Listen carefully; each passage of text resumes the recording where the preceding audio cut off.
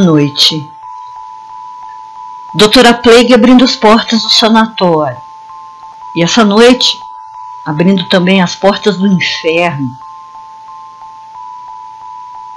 No século XVIII, Barbacena, em Minas Gerais, era conhecida em todo o país por ter um clima especial, ideal para a recuperação de doenças respiratórias. Por isso mesmo, um hospital para o tratamento de tuberculose foi implantado na sede da Fazenda da Caveira, que era de propriedade de Joaquim Silvério dos Reis. Ele mesmo, o dedo duro, o delator dos inconfidentes. Aqueles que sofriam das chamadas doenças nervosas também se internavam ali. Era um sanatório de luxo, como um spa, apenas para a elite do Rio de Janeiro e de outros estados. E não apenas o clima foi importante na escolha do terreno para o hospital, mas também a proximidade com a estação ferroviária, porque os pacientes chegavam de trem. Historiadores contam que antigamente o lugar era tão chique que tinha talheres de prata para os internos. Mas mesmo servindo somente aos mais ricos, o hospital acumulou muitas dívidas e acabou fechando. E foi comprado pelo governo, passando a ser um hospital público. E quando essa mudança aconteceu, o sanatório já cuidava quase que exclusivamente de doenças psiquiátricas, que como se tratavam de pacientes ricos, eram chamadas de doenças nervosas. E em 12 de outubro de 1903, o inferno começou a se instalar. O nome também foi mudado para Hospital Colônia de Barbacena, o primeiro sanatório de Barbacena e o maior do Brasil.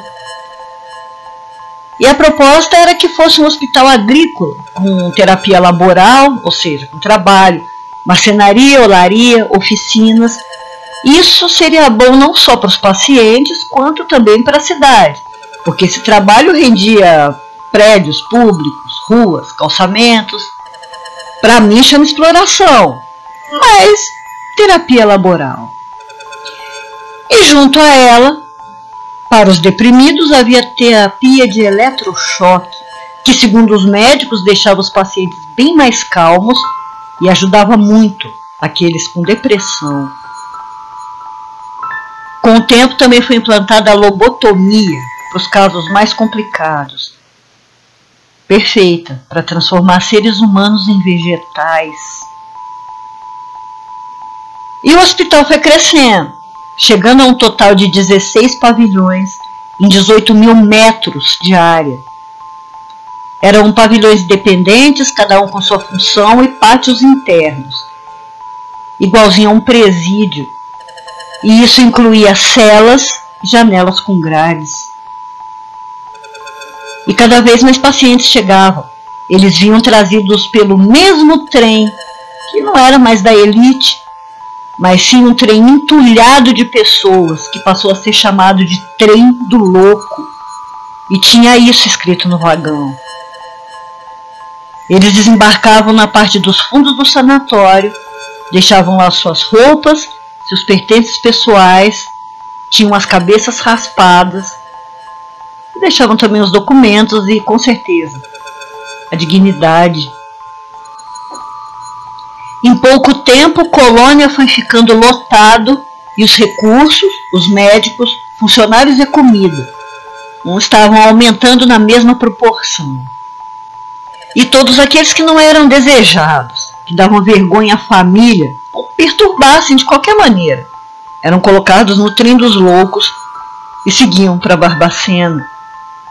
Eram mães solteiras, mulheres que perdiam a virgindade antes de casar, deprimidos, alcoólatras, homossexuais, andarilhos. Todos se tornavam pacientes, e o que menos tinha naquele hospital eram doentes mentais.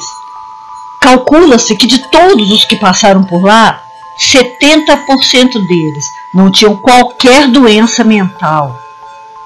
Mas com certeza, durante sua estadia no inferno, isso deve ter mudado. E a coisa piorou muito a partir da década de 30. Já não cabia mais ninguém.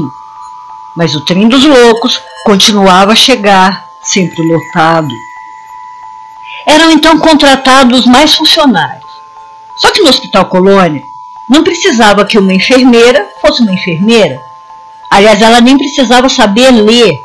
Se soubesse distinguir cores, limpar o chão e dar banho nos pacientes, bastava um pedido, uma carta de algum político ao diretor do hospital e pronto, nascia uma enfermeira. Elas também eram encarregadas de dar a medicação, que consistia em 2 comprimidos, um rosa e um azul. O azul eu desconfio que fosse diazepam. Bom, a maneira de medicar recomendada pelos médicos era a seguinte: se o paciente tivesse agitado, mas sem oferecer perigo, dava um comprimido rosa. Se estivesse cantando, falando sozinho ou se mostrando ansioso, dá o azul. E se tivesse agitado e violento, os 2. Caso isso não adiantasse, o recomendado era o choque, que também não era administrado e nem mesmo supervisionado por um médico ou uma enfermeira formado. O procedimento era feito pelas funcionárias e às vezes pelos próprios pacientes. O médico passava a voltagem e ia embora. A finalidade era terapêutica, mas muitos receberam o choque como castigo por algum tipo de indisciplina. Uma ex-funcionária disse que desistiu totalmente do sonho de ser enfermeira após ver 2 pacientes morrerem numa dessas sessões de choque. Os outros pacientes os enrolaram em um lençol e colocaram no chão para continuar a aplicar nos outros. Já em 1940, a superlotação trouxe ainda mais problemas, como se isso fosse possível, mas era. Sempre pode piorar. E aí um lugar com capacidade para 200 leitos amontoava mais de 5.000 pacientes. Nessa época, as irmãs vicentinas já estavam lá administrando a instituição. Todo inferno tem suas legiões de demônios. A das freiras era apenas mais uma. Elas ficavam no pavilhão feminino. E a única contribuição que trouxeram ao hospital foi que o pavilhão delas estava sempre limpo e impecável. Claro que às custas da exploração das internas, que eram obrigadas a limpar tudo, enquanto as freiras não moviam uma palha. Para não sujar as colchas brancas das camas, as internas eram obrigadas a ficar maior tempo no pátio, mesmo no inverno. Muitas dessas pacientes engravidaram durante a internação, tanto de outros pacientes quanto de funcionários, e algumas até mesmo de homens de fora do hospital. Eram tantos pacientes que não tinham como vigiar todos, e algumas conseguiam escapar e ter relacionamentos fora. Isso, claro, além de abuso. Algumas delas, na tentativa de escapar dos abusos ou até mesmo de fugir, se escondiam nos porões por muitos dias. Como não tinham o que comer e nem beber, elas comiam ratos e bebiam a própria urina. Quando os bebês nasciam, as freiras o arrancavam das mães e os levavam para a FEBEM de Belo Horizonte. E os absurdos e as crueldades não tinham fim.